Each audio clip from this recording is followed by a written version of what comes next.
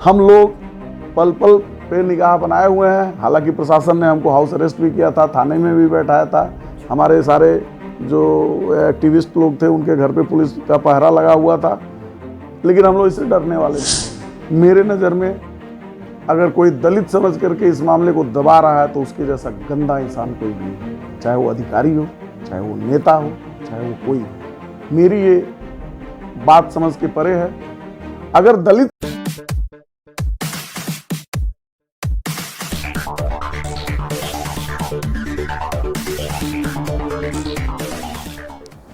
आप सभी को नमस्कार। मैं मंजेश कुमार, गोरखपुर उत्तर प्रदेश से।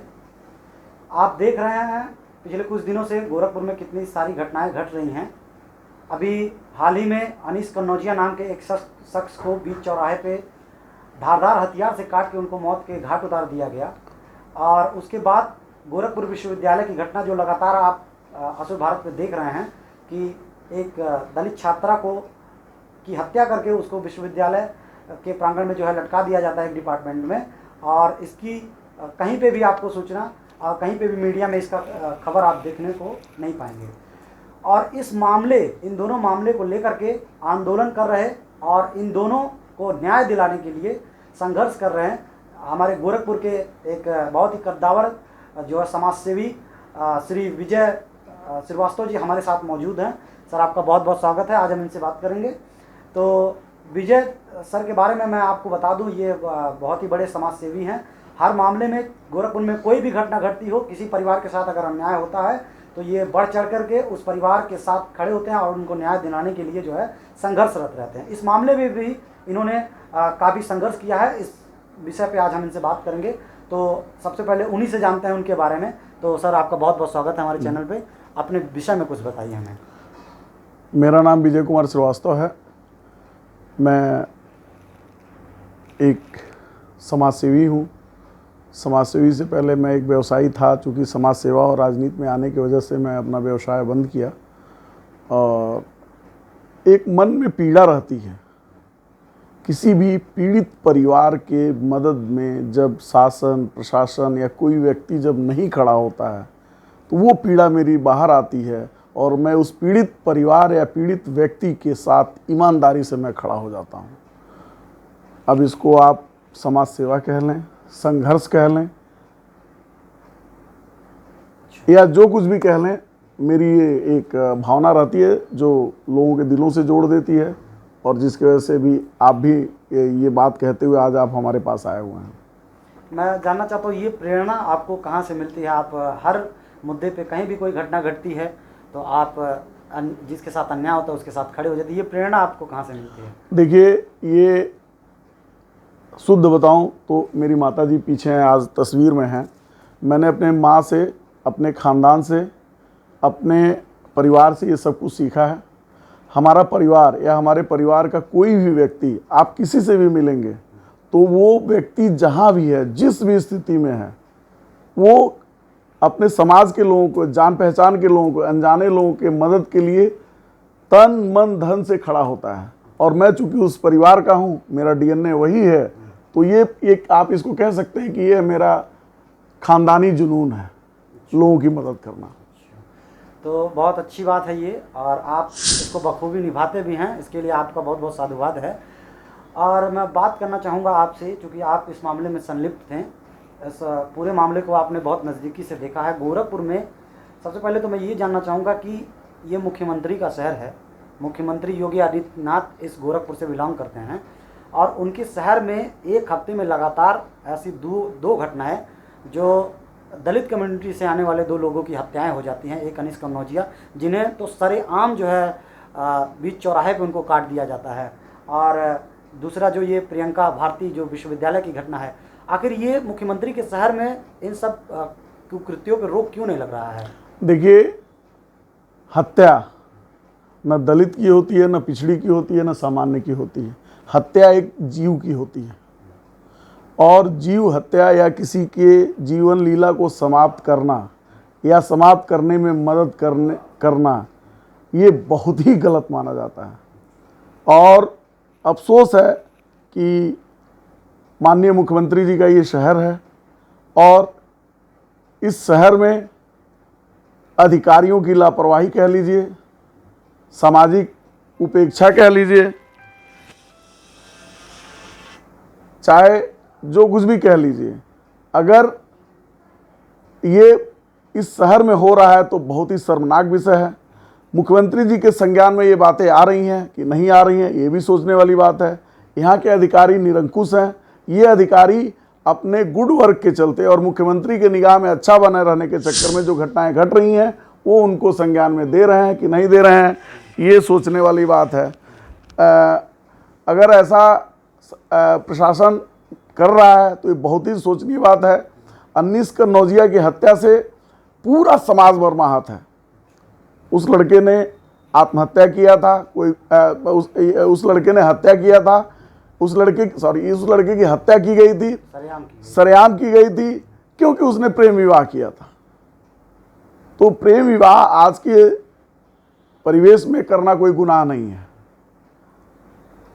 उसकी हत्या करके उस परिवार के लोगों ने कितना जघन्य अपराध किया है कि अपनी ही बेटी को लोगों ने विधवा बनाया, और सुनने में आ रहा है कि वो अपनी बेटी को भी मारने के लिए तैयार है। यह बहुत ही पैशाचिक घटना है, इसको कहीं से प्रश्रय नहीं दिया जा सकता है। और अगर कोई प्रश्रय दे रहा है तो ये बहुत ही गलत बात है। जो अपनी बेटी को मारना चाह रहा हो, जो अपने बेटी के पति को मार दिया हो, ऐसे लोगों को समाज में अगर कोई प्रश्रय देता है तो हम उसका सख्त खिलाफत करते हैं। और इस प्रकरण में मैं प्रशासन और शासन से ये मांग करता हूं कि वह युवक अन्नीस कन्नौजिया जिसकी हत्या हुई, जो हत्यारे हैं, हत्यारों को कड़ी से कड़ी सजा दी जाए और ऐसा संदेश दिया जाए कि चाहे किसी समाज का कोई भी व्यक्ति हो, चाहे दलित समाज का हो, चाहे पिछड़े समाज का हो, चाहे सामान्य वर्ग का हो, किसी के साथ इस तरह की घटना ना घटे। दलित समाज को ये देखा जा रहा है कि लोग निरीह समझ करके अपना जोर चला देते हैं, लेकिन ये भूल जाते हैं कि वह भी एक जान है। और अगर इस तरह की घटना उनके साथ अगर घटती है तब क्या होगा। हम इस घटना का से बहुत आहत हैं। हम उस दिन श्रद्धांजलि सभा में गए थे, हमको बहुत ही अफसोस हुआ था श्रद्धांजलि देते समय। पूरा प्रकरण जानने के बाद तो हमारे आंख में आंसू आ गया था। हम उस परिवार के लिए संवेदना प्रकट करते हैं और प्रशासन से ये मांग करते हैं कि उस परिवार की देखभाल की जाए, उचित मुआवजा दिया जाए, दोषियों को फांसी तक पहुंचाने के लिए जो भी बन सकता है वो किया जाए। जी बिल्कुल, आपने सही कहा कि ये बहुत ही शर्मनाक घटना है। आज हम 21वीं सदी में हैं और पूरी दुनिया चांद पे जा रही है, दूसरे प्लेनेट पे जा रही है, और हम भारत के लोग आज भी जाति पात और ऊंच नीच जैसे भेदभाव की चीज़ों में फंसे हुए हैं जो जिनका कोई अर्थ नहीं है, और यहाँ तक फंसे हुए हैं कि लोगों की हत्या तक कर दे रहे हैं। तो ये अपने आप में बहुत ही शर्मनाक घटना है। दूसरी चीज़, गोरखपुर विश्वविद्यालय में जो घटना घटी है, गोरखपुर विश्वविद्यालय में एक बच्ची को जो है मार करके टांग दिया गया है। चूँकि प्रशासन और शासन के लोग, गोरखपुर विश्वविद्यालय प्रशासन और शासन के लोग लगातार ये कह रहे हैं कि ये आत्महत्या है, जबकि मीडिया में भी इसका कोई खास प्रभाव नहीं पड़ा, मीडिया के लोगों ने नहीं दिखाया। तो इस पे आप क्या कहना चाहेंगे कि ये हत्या है, आत्महत्या है? विजय श्रीवास्तव जी क्या कहना चाहते हैं? देखिए, पूर्वांचल सेना के कद्दावर युवा नेता सुरेंद्र कुमार जी ने हमको फ़ोन किया कि भाई साहब आप कहाँ पे हैं, शहर में एक ऐसी घटना घट गई है जो सबको मर्माहत कर रही है। उस समय मैं एक लाइव डिबेट में था एक नेशनल न्यूज़ चैनल पे, लेकिन जैसे ही डिबेट ख़त्म हुआ मैंने सुरेंद्र जी से पूछा कि सुरेंद्र जी आप कहाँ पे हैं, कहाँ क्या बात है। तो उन्होंने कहा भाई साहब हम लोग सब लोग पोस्टमार्टम हाउस पे हैं और एक दलित छात्रा की हत्या हो चुकी है और उसको जो है फांसी का वो दे दिया गया है, उसको लटकाया गया है, और उसका पोस्टमार्टम जो दिन में ही हो जाना चाहिए था वो अभी तक नहीं हुआ है। तो मैं तुरंत जो है वहाँ पे पहुँचा। पोस्टमार्टम हाउस पे जब मैं पहुँचा और वहाँ का नज़ारा देखा तो मेरे आँख से आंसू आ गया। उस परिवार के बच्चे, उस परिवार के गार्जियन, कुछ युवा लड़के, समाज सेवा से जुड़े हुए लोग, वहाँ बारिश में भीग रहे थे, कोई उनका सुध लेने वाला नहीं था, कोई पानी तक उस परिवार के लोगों ने नहीं पिया था। हमारे आंख से आंसू आ गया। तब हमने जो है सुरेंद्र जी के माध्यम से, धीरेन्द्र प्रताप जी थे पूर्वांचल सेना के अध्यक्ष, और बहुजन समाज के बहुत लोग वहाँ पे जुटे हुए थे। चूँकि बिटिया बहुजन समाज की है, लेकिन मैं ये बहुजन समाज की बात नहीं करना चाहता हूँ। लेकिन उस समय वो जो लोग हमको दिखे, कुछ राजनीतिक दलों के भी लोग थे, कुछ कांग्रेस के पदाधिकारी थे, कुछ बसपा के पदाधिकारी थे, सब लोगों ने मिला। और जब मैं पहुंचा तो सब लोगों ने एक स्वर में कहा कि भैया बहुत ही नाइंसाफ़ी इस घटना में हुई है। अभी तक इस मृतका का पोस्टमार्टम नहीं हुआ है। उस समय तक पीछे की घटना के बारे में हमको कुछ नहीं मालूम था। तो हम लोगों ने उस समय प्रथम प्राथमिकता ये बनाया कि इस बिटिया का पहले पोस्टमार्टम हो, और हम लोगों ने अंतिम अस्त्र तक जा करके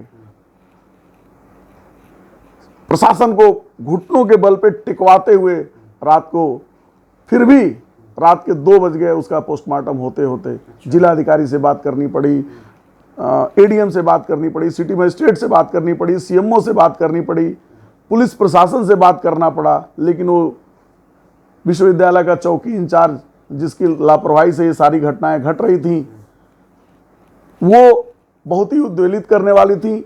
हम लोगों ने उसके खिलाफ कार्रवाई के लिए प्रशासन से बोला भी।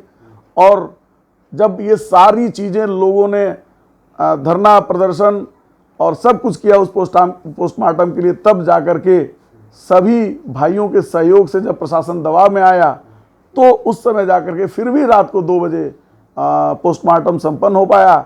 और जो हम लोगों को शक था कि इस हत्या को आत्महत्या का करार दिया जाएगा, लेकिन उस समय ये रिपोर्ट हम लोगों को नहीं बताई गई।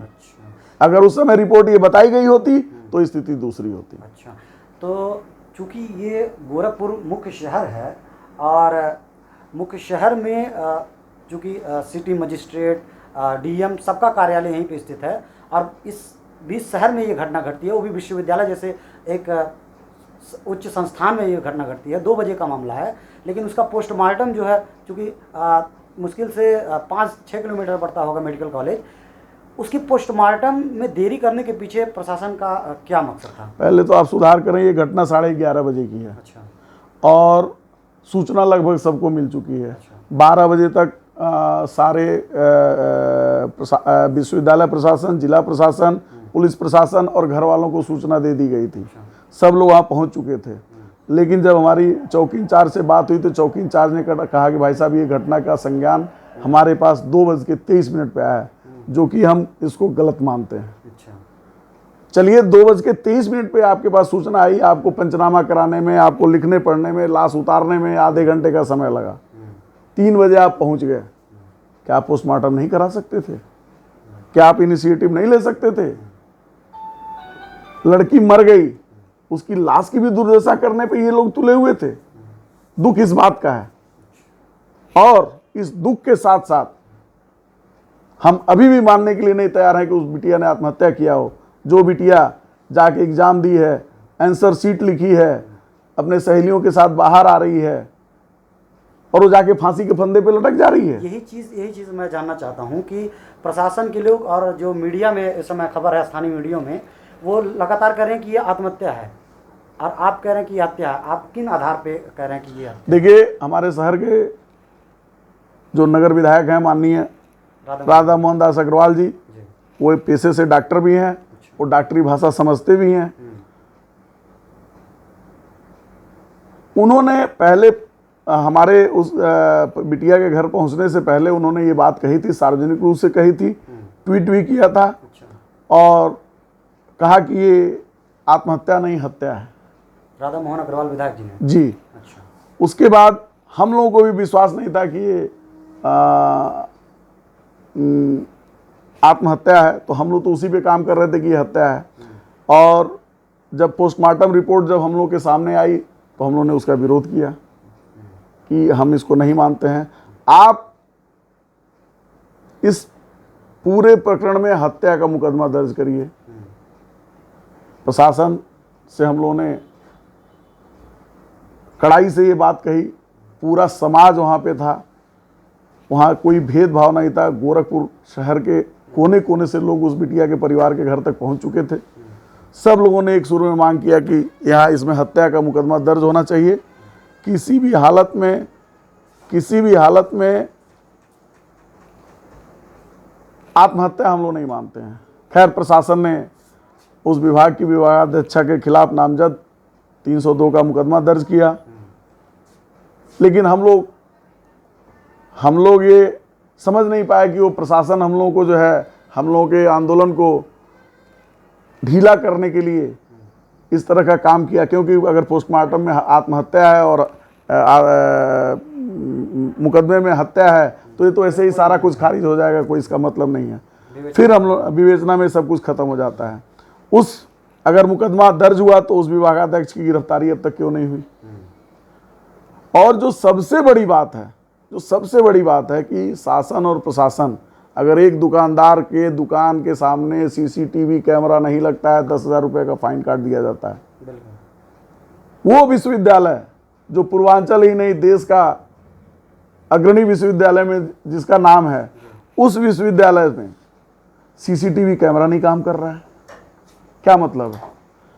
गृह विज्ञान दुनिया जानती है, ठीक है, लड़के लड़कियां दोनों, छात्र छात्राएं दोनों पढ़ते हैं, लेकिन छात्राओं की संख्या लगभग 95% होती है। 5% ही लड़के गृह विज्ञान की पढ़ाई पढ़ते हैं।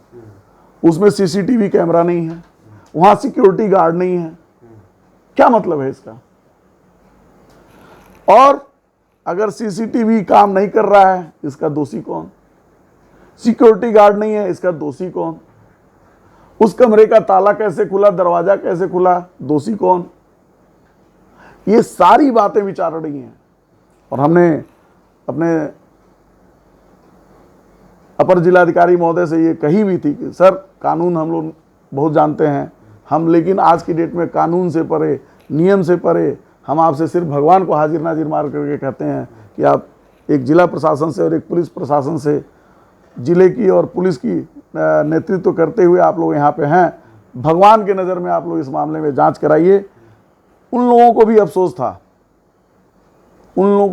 था, वो लोग भी दुविधा में थे कि हत्या है कि आत्महत्या है। हम लोग भी दुविधा में थे, लेकिन हम लोगों को तो लग रहा था, कुछ बातें थी जो हम लोग उस समय कह नहीं पाए, जैसे उस बिटिया के सर से खून बह रहा था और पोस्टमार्टम में वो चीज़ें नहीं हैं। आज अगर हम ये बात कह रहे हैं तो हो सकता है विवाद हो, लेकिन अगर हम बात कह रहे हैं तो उसके तह में जाना पड़ेगा। प्रशासन ने भी तो वीडियो रिकॉर्डिंग कराई होगी उस कमरे की, उसमें अगर सर में खून बह रहा है तो उनके भी कैमरे में होगा। ऐसा तो हो नहीं सकता है कि दूसरे के कैमरे में खून दिख रहा हो और प्रशासन के कैमरे में खून नहीं दिख रहा हो। तो हम लोगों ने उस समय मजिस्ट्रेटियल जांच की मांग की थी, सीआईडी जांच की मांग की थी, एसआईटी जांच की मांग की थी। अगर इन लोगों से नहीं संभव होता है तो हम लोगों ने सीबीआई जांच की भी मांग की थी। और ये तो परिवार की मांग थी कि इस कांड का सत्यता से जांच हो और उनको न्याय मिल सके। सामाजिक लोगों ने वहाँ पे 2 मांग और रखा कि अगर ये लड़की पढ़ने में तेज थी, जिसको अखबार ने भी छापा था, दैनिक जागरण अखबार ने भी छापा था कि सबसे टॉपर लड़की है, वो लड़की आत्महत्या कर लेती है। अगर वो लड़की आत्महत्या या हत्या, जो भी उसके साथ दुर्घटना घटी, अगर वो लड़की जिंदा रहती तो कहीं न कहीं अधिकारी बनती, कर्मचारी बनती, अपने परिवार का भरण पोषण करती। आज वो अपनी इस दुनिया में नहीं है। तो 2 मांग सर्वसम्मति से समाज के लोगों ने उसमें ऐड कराया कि इस परिवार को 1 करोड़ रुपया मुआवजा दिया जाए, इस परिवार के किसी एक सदस्य को सरकारी नौकरी दी जाए। तत्काल अधिकारी द्वय ने ये बात मानी और कहा कि जो भी प्रशासन इन सारी बातों को बहुत अच्छा सोचते हुए शासन के संज्ञान में लाएगा और जो नियम पूर्वक कार्रवाई होगी की जाएगी। हम लोगों ने रीपोस्टमार्टम की भी बात कही थी। अब रीपोस्टमार्टम में पैनल से इन लोगों ने क्या जांच कराया, क्या नहीं कराया, मांग थी। मांग के अनुरूप वो लोग कहते कि हमने कराया, लेकिन हम लोगों की तो मांग लास्ट तक रीपोस्टमार्टम की थी। बाद में कैसे कन्विंस किया इन लोगों ने परिवार को, क्या किया, ये समझ से परे की बात है। अब तो लाश जल चुकी है, लेकिन इस प्रकरण की आज भी मैं मांग करता हूँ उच्च स्तरीय जांच होनी चाहिए। और ये आज नहीं तो कल ये हत्या साबित होगी और दोषियों को अंदर, जेल के अंदर डाला जाए। नामजद एफआईआर है ताकि वो इस चीज़ को प्रभावित न कर सकें। बिल्कुल, जैसे गोरखपुर विश्वविद्यालय को पूर्वांचल का ऑक्सफोर्ड कहा जाता है और इस उच्च संस्थान में, उच्च शिक्षण संस्थान में अगर सीसीटीवी कैमरे नहीं काम कर रहे हैं और वहाँ का ताला कैसे खुला जबकि एग्ज़ाम चल रहा है, अभी बच्चे एग्ज़ाम देने गई थी, सारे डिपार्टमेंट बंद हैं, दीक्षा भवन खुला था, वहाँ पे एग्जामिनेशन सेंटर बनाया गया है लड़कियों के लिए। तो ये सब घटनाएं कहीं ना कहीं संदेह के घेरे में खड़ा करती हैं प्रशासन के इस न्याय को कि ये आत्महत्या है।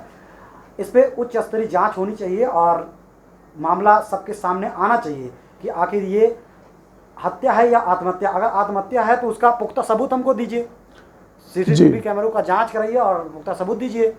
तो प्रशासन को इसकी उच्च स्तरीय जांच करानी चाहिए। तो अभी क्या इन्वेस्टिगेशन चल रहा है, अभी क्या जो अखबार न्याय कहाँ तक मिला? जो अखबारों के माध्यम से ये हुआ कि बिटिया का मोबाइल लेके सीडीआर के माध्यम से सुराग तलाशे जा रहे हैं। अभी प्रशासन ने इस तरह की कोई खबर या कोई प्रेस नोट जारी नहीं किया है। जांच चल रहा है, ये हमको पता है। जांच प्रभावित ना हो इसके लिए हम लोगों को निगरानी रखनी पड़ेगी और उस बिटिया की जो मांगे थी, जो परिवार की मांगे थी, उसकी आत्मा की शांति के लिए, परिवार के भरण पोषण के लिए, परिवार के न्यायिक सुरक्षा के लिए वो प्रशासन को करना पड़ेगा। हम लोग पल पल पे निगाह बनाए हुए हैं। हालांकि प्रशासन ने हमको हाउस अरेस्ट भी किया था, थाने में भी बैठाया था। हमारे सारे जो एक्टिविस्ट लोग थे उनके घर पे पुलिस का पहरा लगा हुआ था, लेकिन हम लोग इससे डरने वाले नहीं हैं। ये क्यों प्रशासन ने ये क्यों किया था, जबकि आप लोग तो ये मतलब उसकी बस न्याय कराने की आप लोगों ने कोई वैसा आंदोलन तो किया नहीं, कोई उग्र आंदोलन तो किया नहीं, बस केवल उसकी न्यायिक जांच अच्छे से हो इसलिए आपने मांग किया। तो इसके लिए प्रशासन आपको क्यों डिटेन करना चाहते थे? प्रशासन देखा कि उसमें जितने लोग भी, जितने सामाजिक कार्यकर्ता संलिप्त थे, उन सभी के घर पे जो है पुलिस वाले लगे हुए थे। आखिर ऐसा क्या डर है प्रशासन को? भास्कर चौधरी जी के घर, सुरेंद्र कुमार जी के घर, धीरेन्द्र प्रताप जी के घर, अशोक सिंह के घर, सबके घर पुलिस तैनात कर दी गई थी। अच्छा। हमको तो गुड फेथ में बुलाया गया, हमको गुड फेथ में बुलाया गया और थाने में बैठा लिया गया। हमको कोई डर था नहीं, हम चले भी गए। लेकिन प्रशासन का मंशा इसके पीछे क्या है, ये सोचने वाली बात है। हमको तो ये लगता है कहीं ना कहीं से ये मामला नेपथ्य में न चला जाए, इसकी तैयारी प्रशासन कर रहा है, या किसी बड़े की गर्दन फंस रही है, उसको बचाने के लिए ऐसा किया जा रहा है। ये सारी चीज़ें बाहर आनी चाहिए। हम प्रशासन से भी मांग करते हैं, पुलिस प्रशासन से भी मांग करते हैं और विश्वविद्यालय प्रशासन से भी मांग करते हैं कि अपनी अपनी जिम्मेदारियों को निभाएं, उसका निर्वहन करें और इस बिटिया के न्याय के लिए काम करें ताकि उसकी आत्मा को शांति मिल सके। जी बिल्कुल। तो हम लोकतंत्र में जीते हैं और कोई भी घटना अगर होती है तो हमारा ये लोकतांत्रिक अधिकार है कि हम उसकी जांच के लिए, अगर जांच से हम संतुष्ट नहीं हैं तो उसकी जांच के लिए हम मांग कर सकते हैं, प्रशासन से, सरकार से मांग कर सकते हैं। लेकिन प्रशासन का ये रवैया, सरकार का ये रवैया कि जो लोग मांग कर रहे थे उनके घर के बाहर जो है उनके घर पे तैनाती कर देना, पुलिस वालों की, पुलिस बल को तैनात कर देना, ये लोकतंत्र की एक तरह से हत्या है। और ये प्रशासन कहना चाहता है कि आगे से कोई इस तरह का आवाज़ ना उठा सके। एक तरह से ये तानाशाही व्यवस्था थोपी जा रही है। हम इस बात को इस तरह से कहना चाहते हैं कि हमारे प्रदेश के जो मुख्यमंत्री हैं, हमारे शहर से हैं, परम आदरणीय योगी आदित्यनाथ जी महाराज, जो गोरखपुर के लोगों को बहुत ही प्यार से मानते हैं, जानते हैं, और उन्होंने इसी धरना प्रदर्शन, मांग, आंदोलन की वजह से एक अपनी अलग पहचान बनाई। शहर के लोग उनके हर धरना प्रदर्शन, जो जनहित में मुद्दे होते थे, शहर के सारे लोग, चाहे वो हिंदू हो, मुसलमान हो, दलित हो, पिछड़ा हो, सामान्य हो, कोई भी हो, उनके एक बुलावे पे पूरा शहर एक हो जाता था। आज ये बात हम लोगों के समझ के परे है कि अगर हम लोग उसी लोकतांत्रिक तरीके से, उसी धरना प्रदर्शन के माध्यम से न्याय की लड़ाई करते हैं, न्याय की मांग करते हैं, तो ये प्रशासन इस व्यवस्था को लाठी के बल पे, तानाशाही के बल पे क्यों दबाना चाहता है। हम आदरणीय मुख्यमंत्री जी से ये भी निवेदन करना चाहते हैं कि मुख्यमंत्री जी, आप हम लोगों के अभिभावक हैं। शहर में अगर अधिकारी कोई गुल खिला रहे हैं तो अधिकारियों के ऊपर आपको नकेल कसना पड़ेगा। जो भी जनहित की मांग हो रही है, जो भी न्याय हित की मांग हो रही है, चाहे वो हत्या का मामला हो, चाहे लूट का मामला हो, चाहे शहर में सामाजिक समस्या का मामला हो, आपको संज्ञान लेकर के इन अधिकारियों के ऊपर अपनी निर्देशित करें ताकि ये जितने भी मामले इस शहर में हो रहे हैं जो हम लोगों के लिए एक काले धब्बे की तरह दर्ज हो रहे हैं, इस तरह की घटनाएं ना हो। इस तरह की घटनाओं को दबाने में, पर्दाफाश होने से बचाने में जो भी अधिकारी हों उनके खिलाफ भी कार्रवाई हो, और अगर मामला ऊपर आ जाता है तो जो दोषी हों उनको कड़ी से कड़ी सज़ा मिले। हम मुख्यमंत्री जी से ये मांग करते हैं। जी, सही बात कही आपने, न्याय मिलना चाहिए, किसी के साथ भी अन्याय होता है। एक लास्ट सवाल मैं लास्ट आपसे पूछना चाहता हूँ कि ये दोनों मामले जो हुए हैं, एक अनीस कन्नौजिया का मामला तो आप जानते हैं बखूबी, उनकी तो जाति आधारित जो है हत्या हुई है, वो क्लियर है। दूसरा मैं ये जानना चाहता हूँ कि ये जो बच्ची की हत्या हुई है, इस पे उच्च प्रशासन इस मामले को दबाना चाहता है, शासन दबाना चाहता है, विश्वविद्यालय प्रशासन दबाना चाहता है। क्यों दबाना चाहता है? क्या कहीं ये तो नहीं कि ये बच्ची दलित थी इसलिए इसके साथ भेदभाव किया जा रहा है? देखिए, मैं बड़ी सफाई से बात कहना चाहता हूँ कि मैं हत्या शब्द को मैं जान रहा हूँ या आत्महत्या शब्द का जान रहा हूँ। मेरे नज़र में अगर कोई दलित समझ करके इस मामले को दबा रहा है तो उसके जैसा गंदा इंसान कोई नहीं है, चाहे वो अधिकारी हो, चाहे वो नेता हो, चाहे वो कोई हो। मेरी ये बात समझ के परे है। अगर दलित समझ के भी दबा रहा है तो उसके लिए सारा समाज खड़ा है। आप देखिए ना, कौन नहीं है उसके साथ। मैं तो सवर्ण समाज से आता हूँ, अगर माना जाए, हालांकि मैं ये इन सब बातों में विश्वास नहीं करता हूँ। मेरी लड़ाई सर्व समाज के लिए होती है, तो मैं तो उस बिटिया के पक्ष में खड़ा हूँ, ईमानदारी से खड़ा हूँ। मैंने प्रशासन की बात की। प्रशासन के सामने कौन सी मजबूरी है? किस तरह का मैनेजमेंट का खेल खेला जा रहा है? आर्थिक मैनेजमेंट खेला जा रहा है या किसी को, बड़े लोगों को बचाने का प्रयास किया जा रहा है? मैं बस ये जानना चाहता था कि अगर यही प्रियंका जो दलित थी उनकी जगह अगर किसी समर्ण बच्ची होती, उसके साथ ये घटना हुआ होता, तो क्या यही स्थिति रहती कि आज पूरे देश में आग लग जाता इस खबर से? देखिए, अगर देश में ये खबर तो वाकई पूरे देश में जानी चाहिए थी, लेकिन इसके लिए कहीं ना कहीं हमारे साथ साथ राजनीतिक दल, सामाजिक संगठन, ये सारे लोग जिम्मेदार हैं। और चूंकि प्रशासन तानाशाह है, हमारे जैसे, आपके जैसे तमाम लोग हैं जो इस मामले को ऊपर करना चाहते थे, सब लोगों को लाठी के बल पे जेल के अंदर डाल दिया गया। मीडिया को मैनेज कर दिया गया। अखबार में केवल आत्महत्या शब्द छप रहा है, हत्या का कहीं नामो निशान नहीं है। हमको तो यहाँ तक पता चला कि अगर कोई भी हत्या की बात करता है तो उसको तुरंत गिरफ्तार कर लिया जाएगा। सब लोग डरे हुए हैं। मैं उन डरने वालों में से नहीं हूँ। मैं अपनी बात कहूँगा, कहता रहूँगा। आत्महत्या है तो भी ऊपर आनी चाहिए बात। अरे हमारी बात खत्म हो जाएगी। अगर आत्महत्या है तो बात ऊपर आएगी तो हमारी बात खत्म हो जाएगी। और हत्या है तो वो भी बात ऊपर आनी चाहिए, समाज को पता चलना चाहिए, बिटिया को न्याय मिलना चाहिए। जी, तो हमारा जैसा कि संविधान कहता है कि सभी नागरिक एक बराबर हैं, सबके साथ, किसी के साथ भी अगर अन्याय होता तो उसके साथ भेदभाव नहीं होना चाहिए और उसे न्याय मिलना चाहिए। तो हम शासन प्रशासन से ये मांग करते हैं कि अनीस कन्नौजिया और प्रियंका भारती के साथ जो अन्याय हुआ है उसकी उच्च स्तरीय जाँच हो और इन्हें न्याय मिले। और ये जो आखिरी में विजय श्रीवास्तव जी ने बात कही है कि अगर कोई भी हत्या करेगा तो उसके ऊपर, हत्या अगर करार इस मामले को देगा तो उसके ऊपर कार्यवाही किया जाएगा, तो ये बहुत गलत बात है। हम लोकतंत्र में रहते हैं और लोकतंत्र, ये हमारा लोकतांत्रिक अधिकार है कि हम किसी को न्याय दिलाने के लिए या न्याय पाने के लिए हम सरकार से सवाल खड़ा कर सकते हैं, प्रशासन पे सवाल खड़ा कर सकते हैं। हमारा लोकतांत्रिक अधिकार है, तो प्रशासन को इस मामले को सोचना चाहिए। बाकी विजय श्रीवास्तव जी ने बड़ी ही बाकी से इस मामले की पूरी जानकारी हमें दी, पूरी बात बताई। आगे भी अगर कोई मामला होता है तो हम विजय सर से बात करते रहेंगे और हम आपका बहुत बहुत आभार व्यक्त करते हैं कि आपने हमें समय दिया। हमसे धन्यवाद मंजेश जी, बहुत अच्छा लगा आज आपसे बात करके, और आप जनहित के मुद्दों को इसी तरह से समाज के सामने लाएं। हमारी शुभकामनाएं आपके साथ हैं। बहुत बहुत धन्यवाद।